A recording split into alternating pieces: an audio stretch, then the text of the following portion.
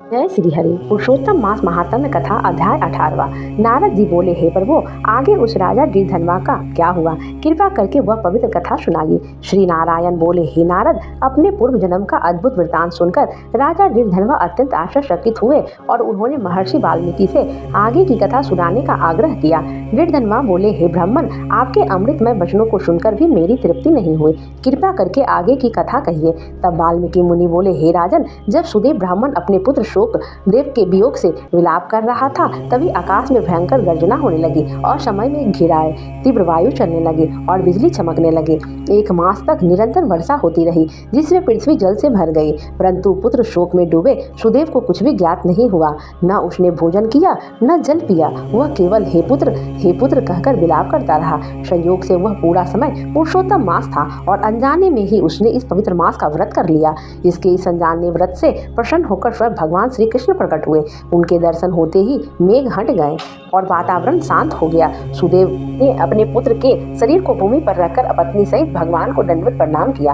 भगवान श्री हरि मधुर वाणी में बोले, हे सुदेव, तुम अत्यंत भाग्यशाली हो। तुम्हारा पुत्र अब 12,000 वर्षों की आयु वाला होगा।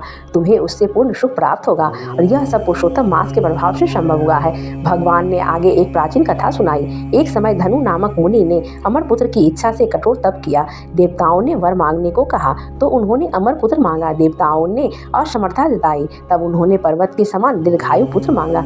वैसे पुत्र कहाँ और अहंकारी होकर मुनियों का अपमान करने लगा। अतः एक ऋषि के शाप से उसकी मृत्यु हो गई।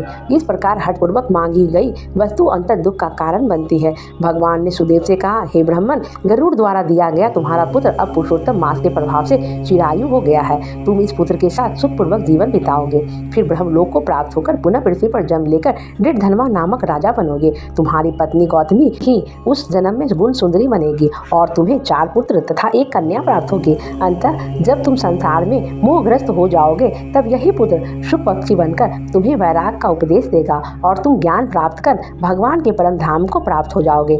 भगवान के ये वचन सुनते ही मृत बालक जीवित हो उठा। माता पिता अत्यंत हर्षित हो गए और देवताओं ने पुष्प की वर्षा की। तब सुदेव ने विनम्र होकर भगवान से पूछा, हे प्रभु, आपने पहले कहा था कि मुझे पुत्र प्राप्त नहीं होगा, फिर आज आपने मेरे मृत पुत्र को जीवित कैसे किया? इस प्रकार सुदेव के मन में उत्पन्न संदेह को दूर करने के लिए भगवान आगे उपदेश देने लगे। प्रेम से बोलिए, जय श्री हरि।